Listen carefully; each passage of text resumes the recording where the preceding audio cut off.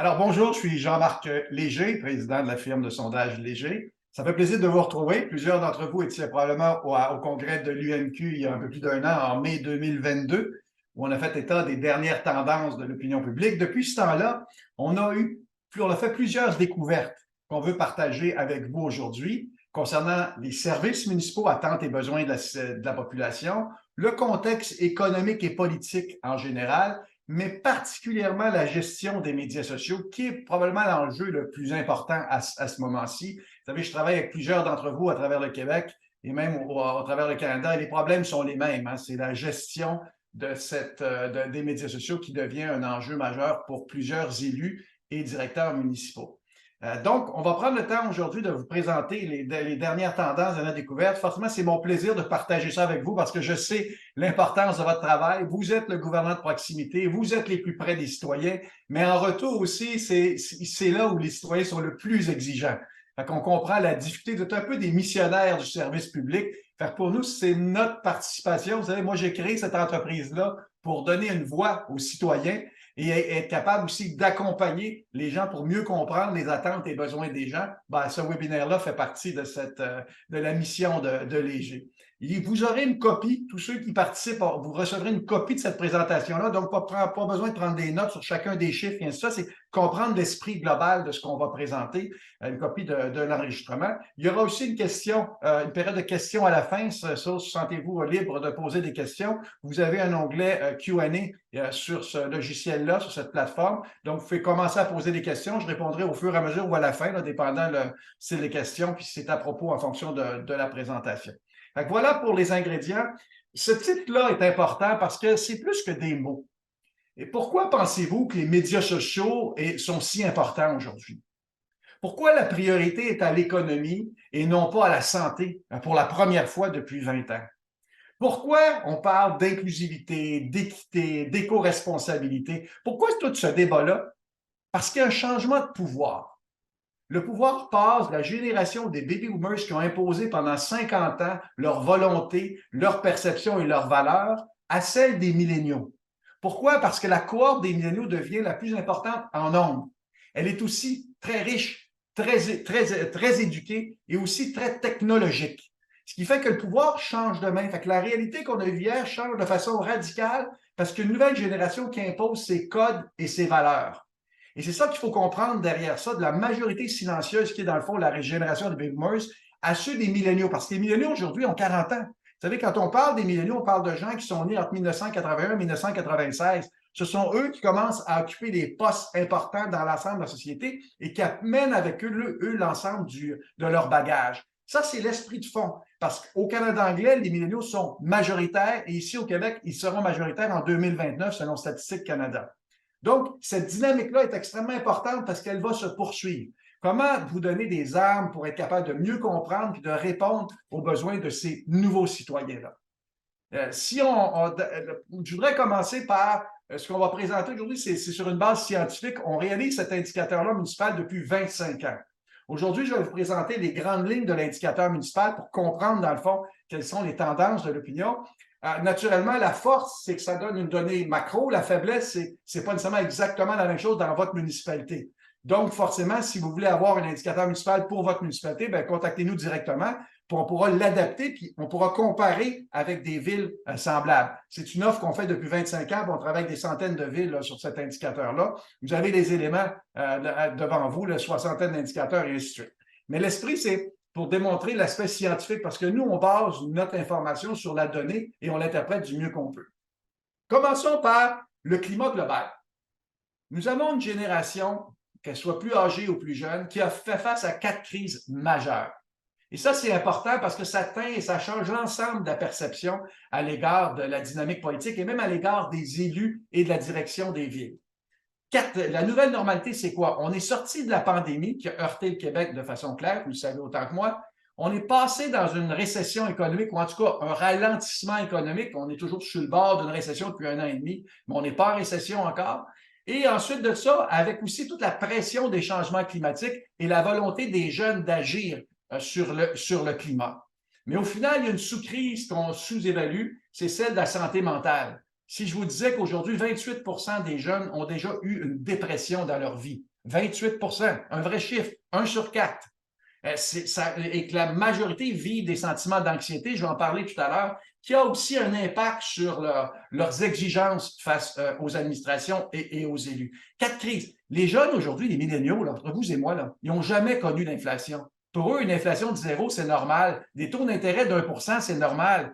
C'est tout ce qu'ils ont vécu dans leur vie. Pour nous, on a vécu un temps des années 80 à 15-18 de taux d'intérêt. Fait qu'on a vu les up and down. Et pour un jeune, c'est nouveau. Fait qu'il y a un an, il s'est acheté un logement, une maison, et aujourd'hui, il s'aperçoit que les coûts d'intérêt sont extrêmement élevés. D'ailleurs, durant les 6 prochains mois, il y a le quart de ceux qui ont des hypothèques qui doivent la renouveler. Vous imaginez le stress que ça crée dans les ménages. Ce n'est pas quelque chose d'ésotérique, c'est très concret dans le quotidien des gens. D'ailleurs, je vais vous parler de ces éléments-là, ce qu'a laissé la pandémie en premier. D'abord, ce qu'il faut comprendre de la pandémie, c'est que même si on était sur pause, il s'est passé plein de choses. C'est une accélération des tendances déjà existantes. La pandémie n'a pas tout créé, là. C'est qu'il y avait des tendances d'achat en ligne, par exemple, qui ont été accélérées. Beaucoup de monde qui n'avait jamais fait d'achat en ligne ont commencé à le faire et ont trouvé plaisir à faire. Le télétravail, il y en avait du télétravail avant, mais jamais dans une grande proportion. On a parlé des problèmes de santé mentale. Je pourrais répondre à d'autres questions si vous avez des choses comme ça. C'est des questions sur le problème de santé mentale qui étaient accélérées à partir de 2010 et ensuite après la pandémie. Pourquoi 2010? Parce que c'est l'arrivée des médias sociaux. Facebook a été créé en 2004, mais la masse critique a été atteinte en 2010 et l'ensemble des médias sociaux, les Twitter de ce monde, ainsi de suite, c'est à partir de 2010 et on a vu une relation directe entre la montée de l'utilisation des médias sociaux puis la descente de la santé mentale des gens. Une inflation de plus en plus structurelle, même si elle a chuté aujourd'hui, on a une bonne nouvelle, l'inflation a chuté un peu plus à 3 au Canada, 1 point de plus au Québec, là, et c'est associé aussi d'une hausse importante des taux d'intérêt. Une plus grande sensibilité aux achats locaux, je vais en parler parce qu'il y a des opportunités derrière ces éléments de crise-là que je veux partager avec vous. Et le marché immobilier qui fait exploser le budget des ménages. Je commence par un tableau. Il y a bien des chiffres, là, mais les 2 éléments en rouge sont les plus importants. C'est que vous avez en 2019 comment était partagé le budget des ménages au Québec et vous avez ensuite en 2003 comment est partagé le budget des ménages. Regardez le chiffre en rouge. C'est quand même majeur, là. C'est que le logement occupait en 2019 27 de notre budget. Aujourd'hui, 45 de notre budget. C'est énorme, là. Là, on parle de 4 ans de différence, là. Et regardez le dernier poste autre en bas, qui sont toutes les autres dépenses. Donc, les sorties, les dépenses autres que le transport, l'alimentation et le logement, là, étaient à 38 de notre budget et on trouvait qu'on était serré. Aujourd'hui, on est à 16 Et regardez le petit chiffre en bas à gauche, service de la dette, là. Il y a un calcul sur la dette globale des gens en fonction des salaires et de la hausse salaire qu'ils ont. La dette est de 178 le revenu disponible en moyenne au Canada. Vous imaginez, là, on a beaucoup plus de dettes. Ça comprend la dette hypothécaire, ça comprend plein de choses, mais ça démontre que cette tendance-là est toujours à la hausse. On a plus de dettes qu'avant. Il y a une pression financière importante. Et ce que ça crée, c'est que les gens coupent dans leurs dépenses. 73 des gens ont coupé dans leurs dépenses, 73 Essentiellement, c'est tout ce qui est accessoire autour. Les sorties, le câble, l'ensemble des dépenses hautes, ils ont diminué. On réduit nos déplacements en voiture. On a coupé, seulement 12 coupé dans l'épicerie, mais derrière ça, ça cache un fait qu'on est passé de métro à Maxi. Ensuite, on est parlé de Maxi à Dollarama. Puis il y en a plusieurs qui sont allés dans les banques alimentaires. Les banques alimentaires ont augmenté de 30 L'utilisation des banques alimentaires a augmenté de 30 dans la dernière année. Fait que dans le fond, c'est pas qu'on coupe dans l'épicerie, mais on coupe dans la qualité de ce qu'on achète. Fait que ce qui fait que cette pression-là financière a un impact sur le reste. Donc, aujourd'hui, ce qu'on veut vous présenter, c'est 5 tendances, 5 éléments, 5 messages que j'aimerais vous retenir de cette présentation-là, qui malheureusement devraient vous empêcher de dormir. Parce que c'est ça tous les jours que le citoyen vit et c'est ça qu'on veut vous présenter aujourd'hui, Boris et moi. Si on poursuit, le premier élément, j'ai commencé à en parler, c'est l'anxiété financière. C'est quand même un élément majeur, 2 chiffres qui vont faire réfléchir. 50 des Québécois vivent de paye en paye. Vous savez là, 1 sur 2. Donc, 1 citoyen sur 2 dans votre ville vit de paye en paye. Il n'y a pas d'espace. Si les tuyaux pètent, s'il y a un problème avec son automobile, puis ainsi de suite, il n'y a pas d'espace. Ce qui fait que sa vie serrée. Là. Durant la pandémie, on a eu un niveau d'épargne. Là, il est moins élevé. Et nous, on a créé un indice avec Centraide sur l'anxiété financière des gens. 85% des gens vivent avec une anxiété financière. Vous voyez, là, ça a un impact considérable chez les citoyens. Et ça, c'est à la base de tout. Cette perception-là sur l'économie est à la base de tout. Allons plus loin. Vous voyez, les gens pensent qu'on est en récession. On ne l'est pas encore. Les économistes disent qu'on devrait peut-être l'être en 2024, même si ça ne s'accorde pas tous là-dessus. Là. Moi, je suis économiste de profession. Il ne faut pas toujours les croire, les économistes, parce que les variations, les grandes crises, ils sont bons pour évaluer quand ça bouge de 2 à 3 %. Mais quand ça bouge de façon importante, ils ont de la difficulté à évaluer ça. Fait qu'il faut faire attention. On est très bon pour prédire le passé. Prédire l'avenir est toujours un petit peu plus difficile. On a des indicateurs, c'est ça qu'on vous présente aujourd'hui. Donc, 59 % de l'autre côté, croyez-vous que ça va s'améliorer? Une forte proportion dit que ça va se détériorer.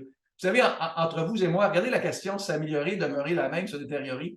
Fondamentalement, les Québécois sont toujours dans le cadre du milieu. Quand on présente 3 quarts, le cadre du milieu est toujours la plus importante. Alors que si je vais en France ou aux États-Unis, je suis toujours dans les extrêmes. C'est pour ça que quand je compare le 37 % qui va se détériorer au 19 % qui va s'améliorer, c'est là que vous voyez la tendance qui est négative, 2 pour 1, en fonction de gens qui pensent que ça ira pas bien. Demandez-leur pas de dépenser, là, ils ont de la difficulté avec ça. D'un autre côté, moins d'épargne et plus de dettes, c'est ce que je disais tantôt. On demande aux gens, avez-vous plus autant moins d'épargne que l'an passé, qu'il y a un an? 53 % ont eu moins. Ça, c'est l'effet post-pandémie. Parce que pendant la pandémie, on a épargné parce qu'on a moins dépensé. Mais aujourd'hui, là, le nombre de personnes qui s'en vont en voyage, qui changent d'auto, puis il y a un an, qui ont changé de logement, ça a été extrêmement important. Fait qu'ils ont grugé dans leurs épargnes. Et par rapport à l'année passée, avez-vous plus de dettes? Ben, il y a 30 % qui disent plus de dettes, mais il y a 26 % moins de dettes. Là-dessus, là, on n'est pas encore endetté, mais on n'a pas encore renouvelé son hypothèque pour la majorité, parce que ça va avoir un impact considérable. Fait que vous voyez, le climat, ça veut dire quoi pour vous? Parce que dans chacune des tendances, on va essayer de voir l'impact pour vous dans la municipalité. Ça, là, c'est une question qui fait peur. On demande aux gens, comment pensez-vous que les élus de votre municipalité gèrent leurs attentes? Est-ce qu'ils gèrent plutôt bien, 41 % Est-ce qu'ils gèrent plutôt mal, 36 % Ils ne savent pas si vous gérez bien, mais il y a une perception négative. Vous savez ce qui s'est passé à Montréal au cours des 2 dernières semaines, là, quand l'OPCM, ça a un impact partout, ça. Parce que s'il y a un cas comme ça, ça veut dire qu'il doit y en avoir d'autres partout. Là, ça a un impact négatif sur la gestion. Faites face à un citoyen qui est de plus en plus sceptique sur la qualité de la gestion. Que vous soyez les meilleurs gestionnaires ou les pires gestionnaires, moi, je suis dans le monde virtuel. C'est la perception des citoyens qui à peu près autant qu'ils disent que c'est bon ou que c'est mauvais. Regardez celle de droite. Voyez-vous qu'ils sont corrompus? Que dans votre conseil de ville, des gens qui sont corrompus, 29 % disent oui. Décourageant. Hein? La majorité des gens, vous êtes missionnaires, vous êtes sous-payés pour ceux qui sont les élus, même la direction générale, puis vous recevez des critiques qui est de plus en plus fortes. C'est ça que je veux mentionner ici. Mais ce n'est pas de votre faute. C'est la pression financière que les gens ont qui la reporte sur vous. Ils ne sont même pas capables de gérer leur propre budget, les citoyens. Hein? Mais ils exigent que le maire, lui, puis que les citoyens soient parfaits dans la gestion de budget. J'ai des solutions que je vais vous présenter un peu plus tard. Comment gérer cette perception-là qui est là sur la gestion des fonds publics. Allons plus loin sur la taxation. On a posé une question gentille. Parce que si on leur demande, voulez-vous augmenter les taxes, là, 110 % vont dire non. Fait qu'on la pose un peu plus subtile. Compte tenu des services municipaux dans votre municipalité, est-ce que vous diriez que votre compte de taxes est acceptable ou inacceptable? Oui, là, on a atteint l'équilibre. 57 % acceptable, 37 % déjà, ce n'est pas acceptable. Fait qu'il n'y a pas beaucoup d'espace. J'ai mis comme titre « difficile d'augmenter ». Ça ne veut pas dire que ce n'est pas possible. Il y a encore un peu d'espace, d'autres que mon acceptable est plus élevé, mais quand même. Regardez en bas, en fonction du nombre d'habitants. Vous voyez, quand on regarde la ligne juste acceptable, j'ai 70 % chez 25 à 50 000. On voit que là, il y a un espace. Alors que plus j'arrive dans une grande ville, plus les gens disent « je suis à bout ». Ce n'est pas nécessairement à cause que les taxes sont plus élevées. C'est parce qu'ils ont beaucoup plus de dépenses. Ils ont un rythme de vie souvent qui est différent. Ça a une conséquence, là, 52 % acceptable, 44 % inacceptable. Donc, le message, c'est que la pression financière est forte. Si vous voulez augmenter les taxes au taux d'inflation, il faut être capable de l'expliquer, de prendre le temps de l'expliquer aux citoyens, parce qu'en bout de ligne, là, le citoyen va prendre ça de façon très difficile. Il n'y a pas les moyens pour. Donc ça, c'est un premier constat. Si on va le deuxième, c'est la colère citoyenne. Tout ça fait qu'est-ce que vous voulez? C'est un peu thérapeutique, les médias sociaux, parce que les gens sont des frustrés. Puis ils sont de plus en plus frustrés. Vous l'avez vu en Argentine, ceux qui ont suivi les élections, là, Xavier Milei en Argentine, qui est élu, un loufoque qui dit n'importe quoi. Il est élu, il y a une colère. Vous voyez que Donald Trump aux États-Unis, il est en avance sur Biden. Vous savez, il dit n'importe quoi, mais en bout de ligne, il y a une colère, il faut qu'elle s'exprime. Puis elle s'exprime de toutes sortes de façons. Les gens veulent autre chose. Regardez au niveau des services municipaux. Ici, là, c'est l'indicateur qu'on réalise depuis 25 ans. Je vous montre les 4 dernières années. L'indicateur moyen de satisfaction à l'égard des municipaux, à l'égard de la ville, est de 6,4 sur 10. En 2022, j'étais à 7,1. En 2001, j'étais à 7,3. 6,4, c'est le pire résultat que j'ai vu depuis qu'on le mesure. Vous imaginez comment ça va pas bien? C'est pas parce que vous êtes moins bon qu'avant, c'est qu'ils sont plus critiques qu'avant. Fait qu'on fait face à ça, il faut être capable de bien gérer. Moi, ça va pas bien, hein, je vous le dis, là, mais on va arriver avec quelques solutions à la fin là, pour vous aider parce que je veux pas que. Je sais que je dis que je vais vous empêcher de dormir, mais au moins, je veux vous garder le sourire pareil. Si on continue au niveau du travail de la maire ou mairesse, c'est la même chose. On est à 5,7, pire score. À 5,7, là, pas sûr d'être élu, là. Parce que oui, c'est un peu plus que la moitié, mais ceux qui sont négatifs, cette minorité bruyante-là, elle parle très fort. Quand on est dans les plus petites villes, on est plus apprécié, naturellement. Et encore là, pour que vous soyez bon ou pas bon, là, ça n'a pas de bien. Là. Mais une petite ville, il y a une proximité, il y a une solidarité. Les gens sont moins critiques parce qu'ils vous croisent dans la rue, vous le croisent au restaurant, il y a comme une proximité. Et plus la ville est grande, moins qu'il y a de proximité, plus les gens sont plus critiques. C'est un peu comme l'immigration. Plus on est proche des immigrants, plus on les accepte. Plus on est loin, plus on voit ça comme une menace. C'est un peu le même style ici. Si vous voyez ici un test de satisfaction générale, on a 60 indicateurs, mais il y en a 6 principaux qu'on vous partage ici. Ça, puis vous allez l'avoir par écrit. Là. Il y en a certains qui vont prendre des photos, tout ça, là, mais vous allez l'avoir, cette information-là. J'aime partager ça. C'est mon plaisir de vous donner ça. Regardez, en rouge, c'est en 2023. En gris, c'est en 2022. Fait que vous voyez là que le gris est toujours supérieur au rouge. Ça baisse partout. Il y a des endroits où ça baisse de façon plus importante. Sport, loisirs et vie communautaire, je passais de 7,7 à 6,9. C'est un sondage de 3000 répondants. C'est une marge d'erreur qui est moins de 1,5 %. Ça pour vous dire là, que c'est quand même énorme. C'est comme si les villes ont moins investi là-dedans parce que les services, les gens ont moins participé pendant la pandémie aussi, là, mais la qualité des services, là, il y a une perception à la baisse. Regardez en bas, travaux publics, gestion des matières visuelles, transport et mobilité intelligente, c'est là que le bas blesse. Là, ça ne va pas bien, la perception à cet égard-là, et souvent avec raison. Fait que si je prends juste l'indicateur de transport, on le décortique par d'autres indicateurs. Et les autres pistes cyclables, ça va, là, 7,2. Ça, je pense, ça participe à la qualité de vie. On atteint des niveaux. Réglementation de limite de vitesse, ça va. Service de transport en commun, ça, il faut faire attention parce que c'est un chiffre, il y a des villes qui en ont, d'autres villes qui n'en ont pas. C'est un chiffre mitoyen, il faut l'adapter par ville. Par contre, gestion de la circulation, fluidité de transport aux heures de pointe, là, on est extrêmement critique. Et au global, vous voyez, on a une moyenne de 6,6, c'est quand même une moyenne qui est faible. Même chose sur le déneigement. Quand on parlait de l'ensemble des services, collecte sélective, ça va relativement bien. Ordures ménagères, ça va. Résidus organiques, ça va. Propriété du quartier, pas si mal. Là, on arrive dans l'entretien des trottoirs, déneigement des rues. Là. On est notre première tempête aujourd'hui, déneigement des rues. Les gens sont plus négatifs à cet égard-là. Donc là, vous voyez, là, tout ce qui est transport, fluidité, puis aménagement des rues, là, c'est là qu'il y a la difficulté des gens. Les gens attendent des solutions à cet égard-là. Vous savez, dans le domaine municipal, il faut vraiment le voir comme, vous savez, la pyramide de Maslow. Si les services de base, si l'eau est potable, elle n'est pas accessible, il n'y a pas d'électricité, mais ainsi de suite, ils vont être négatifs, nonobstant ce que vous faites. Ça, là, il faut que ce soit fait. Ensuite, tu arrives au service qualité de vie, qui est le deuxième élément. Ça, c'est là qu'on voit les niveaux de satisfaction monter ou descendre d'une ville, là, à partir du moment où les services de base sont créés, les services de qualité de vie. Après, ce qui amène plus haut la satisfaction, on amène au niveau de confiance, c'est la communication. Plus on communique avec ses citoyens, plus ils sont satisfaits. Moi, je suis un citoyen de Repentigny, j'ai amené le regard sur Repentigny avec moi ce matin, là. Transport collectif, voici pourquoi c'est un problème chez nous, puis voici nos solutions. Plus vous communiquez, vous parlez, vous écoutez les gens, puis vous leur donnez des réponses, plus les gens vont être positifs à votre égard. Il faut communiquer. Et à la fin, l'excitation de la municipalité, c'est toute la vie communautaire. C'est comme ça un peu, il faut régler le service de base, service qualité de vie, communication, pour après faire la promotion de la vie communautaire. C'est comme ça que le cerveau de vos citoyens fonctionne. Si je poursuis donc, globalement, le monde des 3 priorités qu'ils ont, c'est d'abord le logement. Donc, plus vous allez être sur cette cible-là, plus vous touchez le cœur des citoyens. En deuxième, infrastructure, route et trottoir. Et troisième, ça, c'est un nouvel élément qui vient beaucoup de la jeune génération. les sans-abri, pauvreté, problèmes de santé mentale, ça les préoccupe beaucoup, cette clientèle-là. Ça, c'est un nouvel enjeu. Pour certaines villes, ça fait longtemps, là, mais c'est de plus en plus important dans les villes de taille moyenne au Québec. Après, on arrive dans l'embouteillage, transport en commun, compte de taxes, et ainsi de suite. Hein. Compte de taxes, c'est que le cinquième. Ce n'est pas une préoccupation majeure, mais forcément, plus on va l'augmenter, plus ça risque d'augmenter en termes de taux. L'autre élément qu'on mesure là-dedans pour les municipalités, ce qui est le plus difficile, c'est la critique qu'on a. On a une question phare. Hein, notre métier, nous, c'est de poser la bonne question. Est-ce que tu recommanderais à tes amis de vivre dans ta municipalité? Là, on essaie d'aller chercher le sentiment de l'émotion de l'autre côté. Ceux qui ont répondu de 0 à 6, qu'on appelle ceux qui sont négatifs.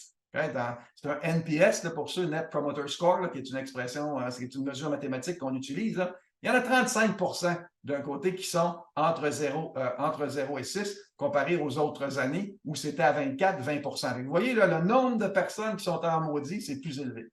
Si on va de l'autre côté complètement, c'est les ambassadeurs. Tu sais, dans les sondages, quand on dit 9 et 10, c'est ce qu'ils vous aiment, ça. Mais je suis rendu à 24 J'étais à 34 Fait que normalement, vous voyez, aujourd'hui, les deux colonnes rouges, 35 et 24, mon NPS est de moins 11 J'ai plus de détracteurs que d'ambassadeurs d'une ville. C'est la première fois qu'on mesure ça. Vous voyez, là, la colère citoyenne est là. Puis c'est pas que vous soyez bon ou mauvais dans votre ville, c'est global à travers le Québec, cette perception-là qui est négative que vous devez faire face en bout de ligne. Troisième indicateur, la valorisation du local. Là, j'ai parlé des effets négatifs, il y a des effets positifs de la pandémie. Leur ville, là, c'est encore plus important. Les consommateurs sont très, très sensibles. Plus de 80 des consommateurs sont sensibles aux achats locaux. C'est 62 dans le reste du Canada. C'est toujours plus élevé au Québec, le fait local. Les gouvernements le sont également sur la production locale et on prend au sérieux la notion de sécurité publique. On l'a vu pendant la pandémie, quand une usine bloque en Chine ou il y a quelque chose qui se passe en Amérique latine, on voit que tous nos produits, il y a des parcelles dans 4-5 pays du monde, fait que le produit ne se rend pas ici. Les gens n'avaient pas accès aux produits parce que la conception des produits est à l'extérieur. Fait qu'on essaie de ramener plus ça vers ici. C'était la politique américaine de Joe Biden. Là. Et ça, c'est un élément qui est majeur. Les gens le comprennent, ça. Naturellement, les gens veulent acheter des produits locaux nettement, mais il ne faut pas que ce soit plus que 5 que le prix du concurrent. Sinon, ils vont aller ailleurs. Il y a une étude qui vient d'Aliments Québec qui est intéressante, là, qui disait qu'ils ont comparé les 134 produits là, contre des produits comparables là, et 70,8 des produits, des catégories étaient étudiées. Le produit local était aussi concurrentiel. Une différence de prix de moins de 5 ou plus concurrentiel que le produit. Donc, véritablement, il y a une perception que ça coûte plus cher qu'au Québec, mais en réalité, ce n'est pas ça. Ça pour dire que j'utilise cet exemple-là d'achat local, mais à tout égard, il y a une proximité qui est, et c'est aussi lié au fait que les gens travaillent de la maison. Ça, c'est toute une opportunité pour vous. Il y a un milieu de vie qui est autour d'eux, qui n'était pas le cas avant. Et ça se maintient, le télétravail. Vous avez 43 des travailleurs qui sont en télétravail. 21 tous les jours, 13 quelques jours semaine, puis 9 2 jours semaine. Ça crée un milieu de vie parce qu'ils vivent dans la municipalité. Ils sont plus près de vous. C'est donc notamment l'achat local, le télétravail, deux indicateurs qui font que dans votre ville, là, faites la promotion de ce qui se passe. Les gens sont prêts à participer davantage à ce qui se passe dans votre ville au lieu de s'exiler vers les grands centres comme ça a été le cas depuis de nombreuses années. Si on poursuit, le quatrième intelligence artificielle, c'est le cœur de notre présentation. Je parle d'inintelligence artificielle parce qu'ils sont cons sur ordinateur, puis ils ne savent pas, ils ne comprennent pas. Ils sont frustrés. Pour eux autres, c'est thérapeutique de lancer ça sur les médias sociaux, puis le lendemain, ils ne se rappellent même pas des critiques qu'ils ont dit.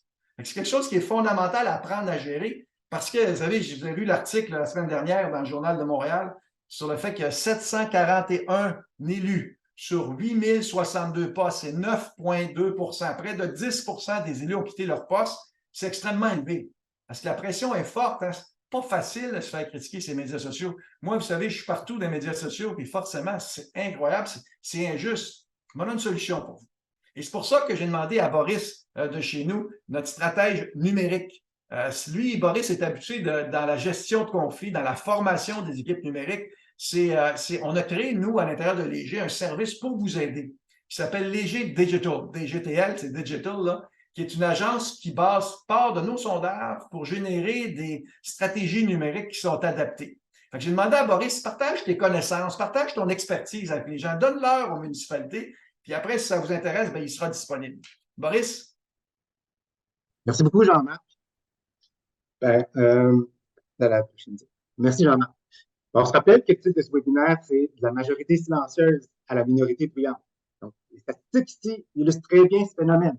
Il y a 9 des répondants qui ont indiqué avoir critiqué la Bible et 7 ont repartagé ces commentaires négatifs. Donc, c'est vraiment une minorité qui fait du bruit, puis naturellement, la majorité, elle s'exprime moins. Mais elle va vous observer, elle va lire les commentaires sur vos pages. Donc, on comprend que votre travail en lien avec la gestion des médias sociaux, c'est pas facile, ça peut être stressant. Mais il ne faut surtout pas le prendre trop personnel. Hein. Gardons en tête qu'il y a fort probablement une bonne partie de vos abonnés qui est satisfaite de votre travail, mais elle ne le dit pas. Puis vous allez voir dans les prochaines diapos, on va vous proposer des solutions pour former vos équipes, les outiller, pour assurer une saine gestion de vos médias sociaux. Prochaine diapo. Le double défi que vous avez, c'est qu'en plus d'avoir une minorité qui est brillante, il y a 30 de vos utilisateurs qui croient et prennent pour véridique les critiques qu'ils lisent. Il faut comprendre que c'est dans la nature des médias sociaux et de leurs algorithmes de faire ressortir les commentaires qui génèrent de l'engagement. Donc, même s'ils sont négatifs ou controversés, donc c'est des commentaires qui ressortent plus. Hein? C'est la nature des médias sociaux. Fait que ça peut créer un effet viral où les opinions fortes semblent plus répandues qu'elles le sont réellement. Donc, les utilisateurs peuvent se retrouver dans des bulles formées par leur fil de nouvelles qui est parsemé d'opinions, qui renforcent les leurs. On appelle ça l'effet chambre d'écho sur les médias sociaux. C'est pour ça qu'il est super important de rectifier le tir assez rapidement lorsque c'est possible, de manière réactive, mais idéalement de manière proactive. Hein. Sinon, c'est la réputation de la municipalité et de ses élus qui va en prendre un coup. Parlons de l'utilisation des médias sociaux par les citoyens. Donc, à gauche, ce qu'on voit ici, c'est qu'il y a un total de 73 des répondants qui mentionnent avoir utilisé les médias sociaux au cours des 12 derniers mois pour rester informés de leur ville et municipalité. Donc, les médias sociaux, c'est votre porte d'entrée pour entrer en relation avec les citoyens. C'est des plateformes fantastiques et essentielles. Hein? Ça vous permet de communiquer rapidement, de mobiliser, puis surtout de prendre le pouls de la population. À droite, on apprend qu'il y a 32 des répondants qui disent faire partie d'un groupe citoyen. Donc, en plus de suivre les présences officielles de la ville, on a des tiers qui vont joindre un groupe citoyen non officiel. Ces groupes-là peuvent prendre plusieurs formes.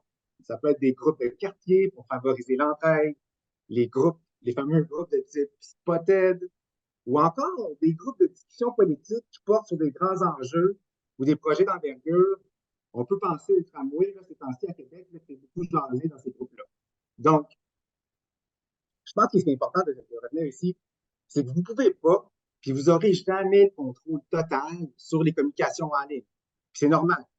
Ce qui est important, c'est de bien comprendre vos plateformes, les groupes qui sont en place, de surveiller les dynamiques conversationnelles qui ont lieu dans votre écosystème numérique général de votre ville. Puis si c'est nécessaire, intervenir rapidement, d'une manière appropriée. L'idéal, c'est même de travailler en partenariat avec les administrateurs de ces différents groupes citoyens. Donc, si vous êtes capable de faire ça, ça va vous aider à maintenir des conversations constructives et respectueuses.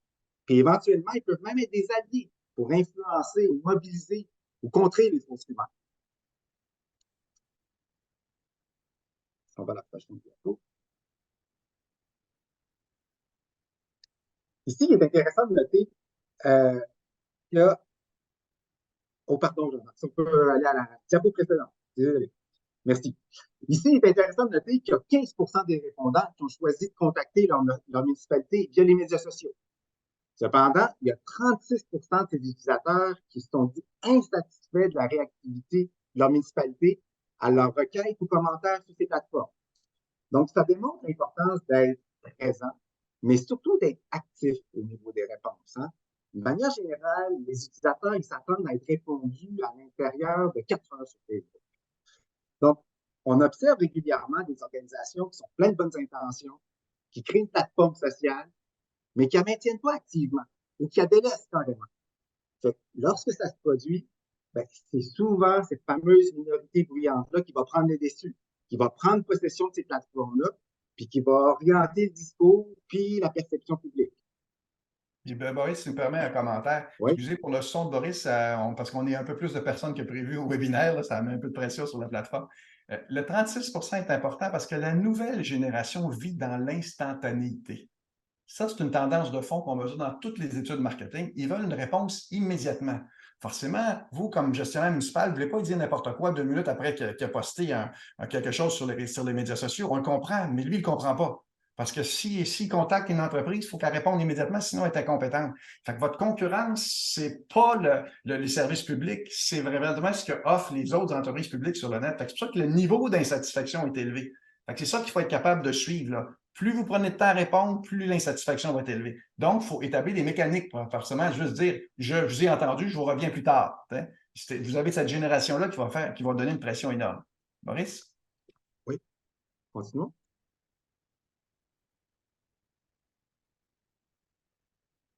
Oui, pardon. On leur a demandé, est-ce que les élus sont à l'écoute des citoyens? Ben, apparemment non, hein, car il y a 48% des répondants qui ne se sentent pas écoutés par leurs élus. Donc, on a parlé précédemment des médias sociaux dans un contexte d'utilisation pour les villes et municipalités, mais les médias sociaux, ils peuvent aussi être très utiles pour les élus, spécifiquement. Donc, un maire, une mairesse, les élus peuvent être sur une plateforme médias sociaux, naturellement pour prendre le pouls de la population, mais aussi pour bâtir une communauté, entrer en relation avec elle. Les élus qui sont habiles avec les médias sociaux, ils apprécient cette plateforme-là parce que ça leur permet d'adopter un ton, une ligne éditoriale plus personnelle, plus informelle. C'est un excellent canal pour se rapprocher des gens. Oui, puis je rajouterais, si tu permets, Oui. vous n'en ferez jamais suffisamment. Fait que ce taux-là a toujours été élevé, jamais aussi élevé qu'aujourd'hui, c'est une tendance, mais vous n'en ferez jamais suffisamment, vous communiquerez jamais suffisamment pour les citoyens. C'est pas grave s'ils ne lisent pas, mais c'est l'impression de la transparence, de l'information permanente avec cette clientèle-là, puis c'est une des manières de contrer la fausse information. Il nous reste une autre donnée, puis après, on va passer à notre haut conseil. Oui. Mais parlons des priorités à attendre des citoyens en termes de communication numérique. Le plus prioritaire, à 29%, c'est la pertinence du contenu que vous partagez. C'est crucial d'avoir le bon message dans le bon canal, dans le bon format et publié au bon moment. Donc, ça, là, tout ça repose sur votre stratégie de contenu médias sociaux. Chez Léger Digital, on a développé une solution unique avec nos équipes en recherche qui s'appelle l'analyse de la voix de vos abonnés. Donc, ça, c'est une solution que l'on propose dans les audits médias sociaux qu'on fait avec nos clients. Puis en bref, c'est qu'on vient sonder directement vos abonnés médias sociaux afin de vous fournir des recommandations tangibles qui vont vous permettre de mettre à jour votre stratégie numérique sur la base d'insights concrets. La deuxième priorité à 26%, c'est la réactivité. On en a parlé beaucoup. Les abonnés, ils veulent être répondus, écoutés rapidement. La troisième priorité que je trouve super intéressante, c'est le 15% des répondants qui aimeraient que vous soyez présents sur plus de plateformes. Ça, c'est pas probablement la génération Z là, qui s'est exprimée ici. On le sait, ils sont en train de délaisser Facebook. C'est une plateforme vieillissante. Mais la réflexion que ça amène ici, c'est avant de vous lancer sur Instagram ou même TikTok, il faut prendre le temps de définir le rôle que l'on veut donner à chacune de nos plateformes en fonction des audiences, des fonctionnalités des plateformes, des habitudes des utilisateurs, mais surtout, c'est quoi nos objectifs de communication. Oui, donc, c'est fondamental. Hein? Chaque plateforme a des objectifs différents et est utilisée de façon différente. Sur Twitter, par exemple, les gens sont hyper agressifs. C'est comme normal de dire n'importe quoi. C'est la libre opinion. Sur Facebook, ils sont un peu plus doux. Sur LinkedIn, ils sont encore plus doux. Les gens, chaque plateforme, la réaction, le contexte n'est pas le même. Hein? Et regardez à droite, par contre, on a beau parler de médias sociaux, l'endroit où la source d'information principale, c'est le site officiel de la ville, à 72%. Ça, là, c'est fondamental, ça, d'avoir un site qui est efficace, parce qu'il y a tellement de choses sur le site, les gens sont un peu perdus. Fait que ça part au départ de s'assurer de la fluidité d'un site. Puis le site, là, c'est pas le nombre de pages que les gens voient, c'est est-ce qu'il arrive dans les cul-de-sac. C'est ça qui est difficile à gérer. Puis vous avez une clientèle qui est différente si elle est féminine ou masculine. La clientèle masculine, par exemple, elle va passer de page en page très rapidement pour aller chercher son information. La clientèle féminine va prendre plus de temps pour regarder chacune des informations sur chacune des pages. Fait que dépendant de la clientèle cible, il faut être capable d'ajuster le site en conséquence. L'infolette a toujours d'importance. Hein. Ce n'est pas parce qu'on est dans un monde virtuel que l'infolette n'a pas d'importance. Elle a de l'importance et je comprends aussi le journal local, il n'est pas inclus dans la question, là, mais par expérience, c'est que ça dure plus longtemps dans un ménage. Alors que quand ça devient du virtuel, c'est immédiatement qu'on passe à autre chose après. Puis les médias sociaux officiels de la ville, 46 s'en informent. C'est quand même un taux important. On arrive à la suivante, Oui, Boris, qui est celle des défis. mais oui. Ensuite, la prochaine, c'est nos conseils. Boris, un petit Oui, peu plus fort, Boris, on a de discuter à t'entendre un peu. OK. Ben, vos trois grands défis. Hein? Premièrement, ben, une minorité bruyante et en croissance. Naturellement, vous observerez cette croissance des communautés en premier lieu sur votre page Facebook. Mais c'est ça, je disais, c'est une plateforme vieillissante. Donc, les plus jeunes, ils délaissent Facebook pour d'autres plateformes comme Instagram ou TikTok. Donc, ça vous prend un plan de match pour répondre à vos besoins immédiats, mais aussi pour planifier le futur. Deuxièmement, le manque de stratégie peut mener à une perte de contrôle. Donc, sans plan clair, sans une présence active, ça permet à la minorité bruyante de gagner en influence. Donc, il est crucial d'avoir une stratégie pour garder une présence équilibrée et active sur toutes vos plateformes.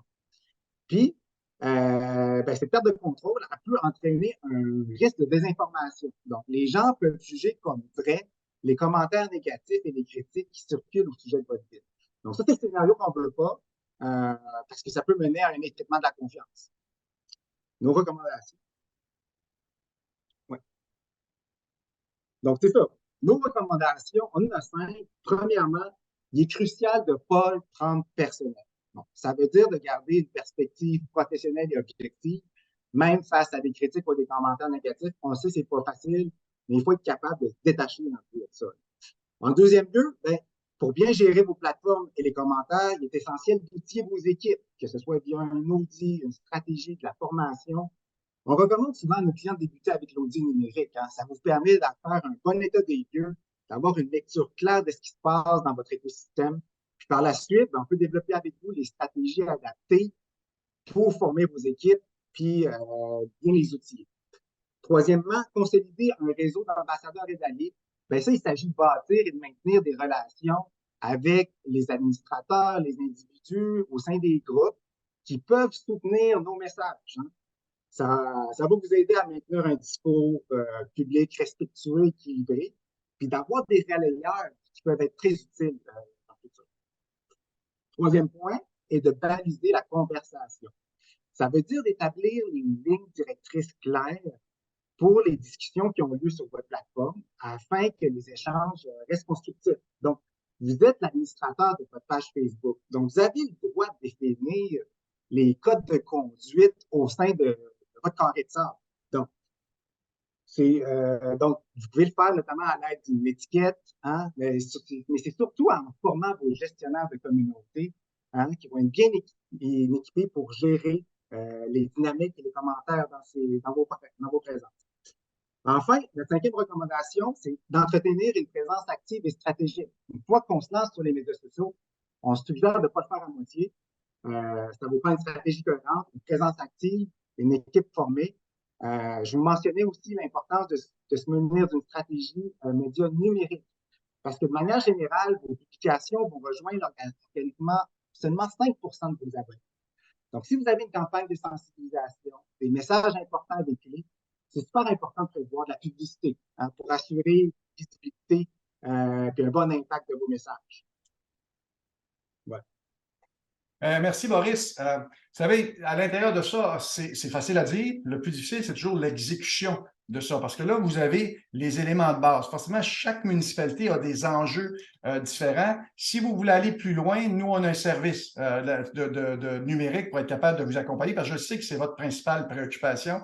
Soit un audit numérique, voir ce qui ne marche pas, soit d'établir une stratégie, former votre monde ou accompagner à l'intérieur de ça. Je pense que vous avez besoin de solutions, puis les chiffres le démontrent. Puis le problème de ce qu'on mesure, c'est que ça va être de plus en plus, ça va être de pire en pire. Puis le dernier élément de notre présentation, c'est celle sur la volonté de changement. Ce qu'on mesure actuellement à 2 ans des élections, c'est qu'il y a une volonté forte de changer. c'est vrai aux États-Unis, c'est vrai au Canada avec Pierre Poilievre, c'est vrai même au Québec. Il y a un sondage qui place le PQ en avant de la CAQ ce matin. Là, vous imaginez, pas un sondage léger, tant que je ne l'ai pas mesuré, je ne le crois pas, là, mais ça donne quand même une tendance. Là, que l'élément majeur, c'est qu'il y a une volonté très forte de changement parce que le niveau de satisfaction des gouvernements partout dans l'Occident a chuté de façon importante après la pandémie. Et donc, vous devez faire face à cette réalité-là. Regardez, par exemple, la question, c'est une question qu'on suit. Lors de la prochaine élection municipale, souhaitez-vous le maintien de l'équipe actuelle ou le changement d'équipe? Regardez à droite, 37 veulent maintenir l'équipe actuelle, 36 veulent changer d'équipe. Ça, c'est un taux qui est extrêmement élevé. Fait qu'il y a un vent de changement qui est important actuellement au Québec, ce qui fait que si les choses ne s'améliorent pas, la majorité des conseils restent d'être battus à la prochaine élection parce que le vent est fort et souvent, c'est pas personnel, ça. Quand la vague passe, ça part. Il faut être capable de savoir d'avance. Ça me fait penser à l'histoire, vous savez, à Denis Coderre quand il était maire de Montréal. Denis, c'est quelqu'un que je connaissais bien. Un mois des élections, je l'appelle, je dis, Denis, il faut que tu comprennes que dans un mois, tu vas être battu. Mais naturellement, comme maire, la première réaction, non, non, pas dans ma municipalité, c'est différent, je me promène dans la rue, tout le monde m'apprécie, puis ainsi de suite. Non, non, tu vas être battu. Vaut mieux que tu le saches d'avance. C'est un peu le message aujourd'hui. Oui, les maires, vous êtes appréciés. Oui, les gens autour de vous disent que vous avez fait un travail extraordinaire, puis c'est probablement vrai. Mais il y a un sentiment qui vous dépasse. C'est pour ça qu'il faut être capable d'accompagner le citoyen rapidement avant qu'il change d'avis. Voici 2004, nos 5 tendances, une anxiété financière. Ce qu'on vous suggère, c'est la transparence financière. Plus vous donnez de l'information, plus vous adressez à l'intelligence des gens, plus c'est facile de marquer des points. Créez-vous cette banque de crédibilité-là pendant que c'est encore temps. Parce que dans un an, ils ne vous écouteront plus, puis durant la campagne électorale, vous ne serez même pas capable de vous exprimer.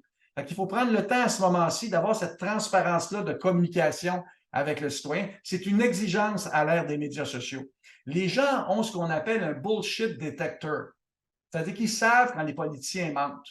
Bon, des fois, ça ne leur fait rien parce que ça fait leur affaire. Tu sais, sur les médias sociaux, quand tu es à droite, tu es à droite. Quand tu es à gauche, tu es à gauche. Mais dans la vraie vie, là, ça a une influence sur le comportement des gens. La colère citoyenne, c'est communiquer davantage. Oui, on fait une colère, il faut communiquer. Mais c'est la même chose avec un enfant.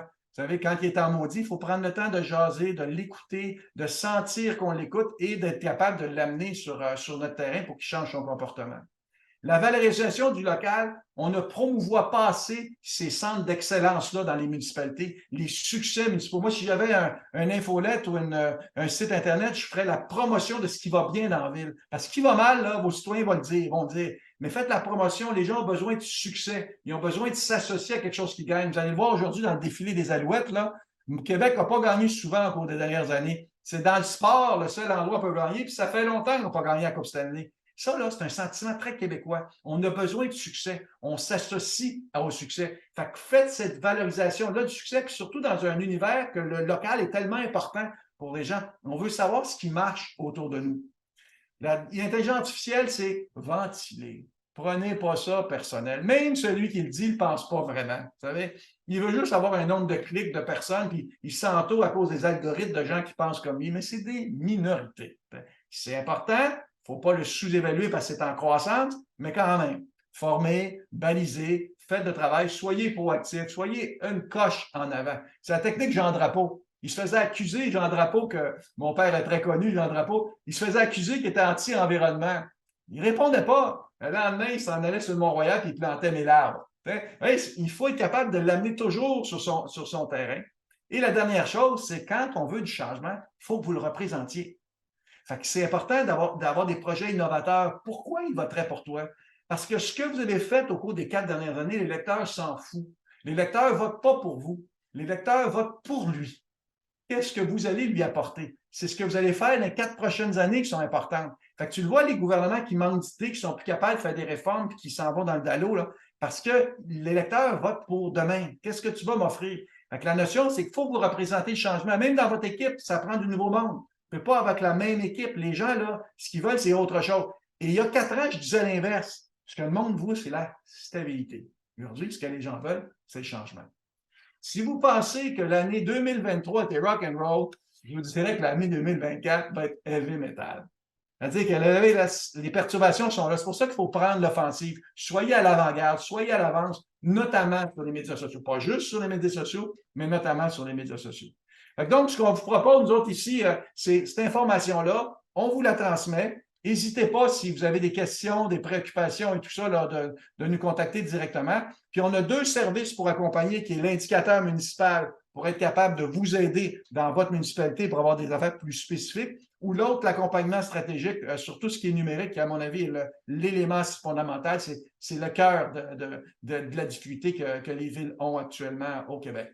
Fait que ça, c'était la présentation. On voulait faire ça en 45 minutes. C'était notre défi. Parce que j'ai un débit rapide, là, mais je sais que vous êtes capable d'en prendre. J'ai quelques questions. N'hésitez pas, hein, vous avez un Q&A si vous voulez poser des questions. J'ai reçu des questions ici sur des gens. Le gouvernement du Québec a interdit l'installation et l'utilisation de l'application TikTok sur l'appareil mobile. Oui, c'est vrai. Fait qu'il y a une difficulté là-dessus. Mais même le Facebook, plusieurs villes ont boycotté Facebook, mais ce qui n'empêche pas qu'il se passe plein de choses sur Facebook. Il faut être capable, comme disait Boris, de bien l'intégrer, de bien le gérer, puis d'être proactif sur Facebook, de ne pas subir. En tant que ville, nous ne pouvons plus investir en publicité c'est ça. Mais on ne parle pas de publicité, on parle de réponse aux citoyens. C'est différent. C'est incontournable, Facebook.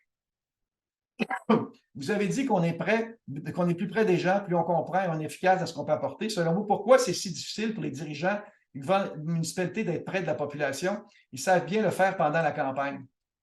Oui, c'est sûr que pendant une campagne électorale, forcément, ils sont plus proches des gens, mais les gens ont tous la bonne volonté. Les gens qui sont réunis au conseil municipal, là, ils ont tous la bonne volonté d'aider. Le niveau d'information, des fois, est différent. Des fois, la belle-sœur a dit quelque chose, c'est plus important que le reste de la population. Tu sais, pardon, il faut être capable de gérer ça. Mais il faut avoir des mécanismes pour être proche de la population, pour comprendre la mouvance populaire. C'est ce qu'on essaie de faire avec cette là, le sondage est un instrument, mais vous avez d'autres instruments d'être proche de la population. Mais les gouvernements, plus ils s'approchent des élections, normalement aussi, plus ils sont à l'écoute des citoyens. Pardon, j'ai une question pour Boris, ici sur le numérique. Comment ça coûte une intervention numérique dans une municipalité, Boris? Comment ça coûte? Ça dépend, hein, mais tu as présenté une diapo tantôt, Jean-Marc. Nous, on est capable de faire des beaux mandats d'audit, de stratégie de formation et d'accompagnement entre 15 et 20 000 en termes d'honoraires. Donc, ça dépend de vos besoins. C'est difficile de mettre un price tag là-dessus, mais on est assez efficace pour rapidement vous donner des recommandations et des outils très tangibles à l'intérieur de quelques heures. Donc, mais voilà, ça va beaucoup dépendre de vos besoins et de la taille de votre écosystème numérique. Oui, tu sais, ça peut être une intervention simple ou plus complexe, dépendant de la municipalité ou du niveau de difficulté que vous avez dans la municipalité. Le conseil, c'est d'être proactif, de ne pas attendre. D'être proactif, parce que de toute façon, ce vent-là vient, puis il va s'accélérer. Les milléniaux utilisent de façon parfaite les médias sociaux, puis vous êtes souvent pas à l'aise, suffisamment à l'aise à la réponse. Parce que forcément, quand tu as une municipalité, tu ne peux pas l'envoyer promener ton citoyen, là, fait que c'est un peu plus difficile. Est-ce le bon moment pour sonder les citoyens sur les niveaux de service afin de générer des économies?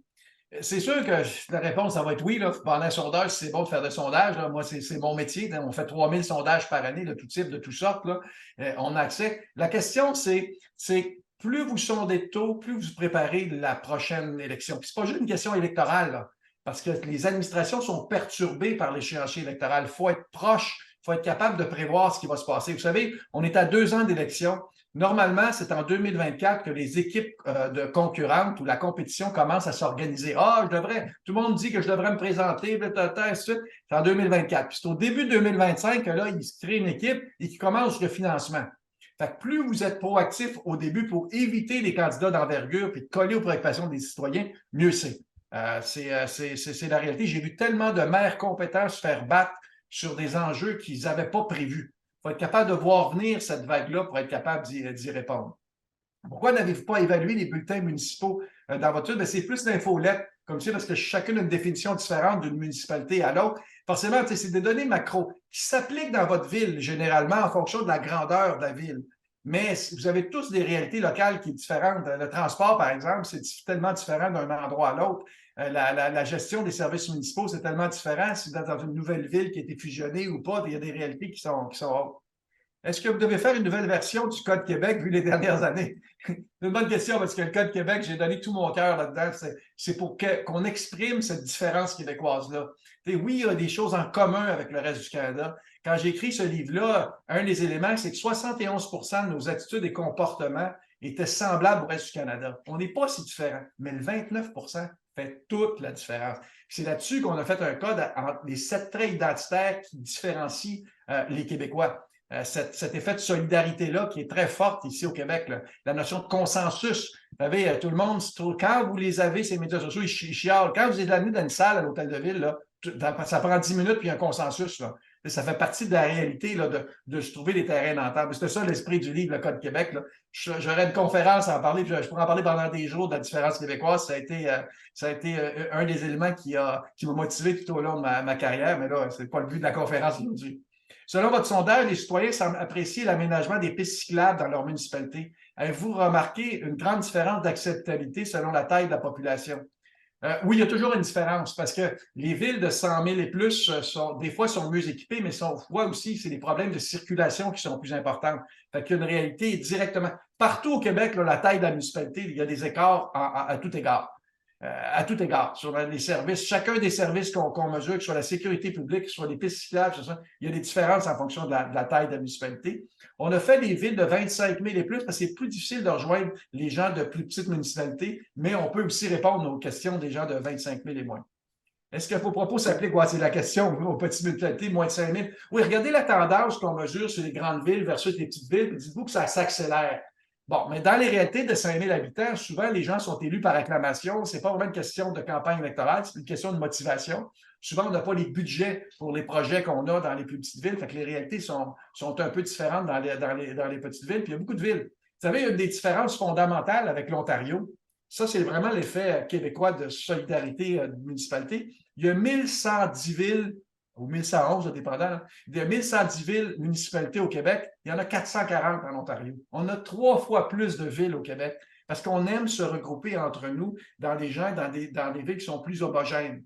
Ça a toujours fait partie de la réalité québécoise. Ça a un bon et un mauvais côté, un effet de solidarité. Le mauvais côté, c'est que les services sont différents parce que quand tu as des plus grandes villes, tu as plus de moyens. Dans les plus petites villes, tu as une proximité, mais souvent les budgets sont moins élevés. Fait que c'est cette réalité-là. Il y a plusieurs villes de moins de 5 000 habitants. Mais tu sais, la tendance est la même. D'ailleurs, c'est une des raisons quand on expliquait le bonheur des Québécois. Il y a 3 raisons. C'est au Québec qu'il y a le moins d'écart entre riches et pauvres. L'élément positif, c'est aussi parce qu'on a moins de riches, mais c'est aussi parce qu'on a moins de pauvres. Puis ça, c'est un facteur de bonheur. Le deuxième, c'est parce qu'on vit dans des villes plus petites. Il y a une question de proximité. Puis le troisième facteur du bonheur québécois, puis ça, c'est fondamental, c'est là où il y a le plus d'écart entre un francophone et un anglophone, c'est le fait que les Québécois vivent ici et maintenant. Quand je demande aux Québécois qu'est-ce qui est le plus important, vivre ici et maintenant ou préparer l'avenir, les Québécois disent ici et maintenant, les anglophones disent préparer l'avenir. Nous, là, c'est ici et maintenant qu'on vit. Fait que quand vous parlez de projet dans 3, 4 ans, 5 ans, ça n'existe pas dans la tête. Qu'est-ce qui va se passer le mois prochain? C'est ça qui est important pour un Québécois. Bon, on pourra en parler longtemps là, du Code Québec, là, mais ça vous donne des éléments. J'ai 2 dernières questions. Je ne vais pas vous tenir plus longtemps. S'il y a 2 dernières questions. Et que dire de la communication des chantiers, des entraves? Avez-vous des données à cet égard?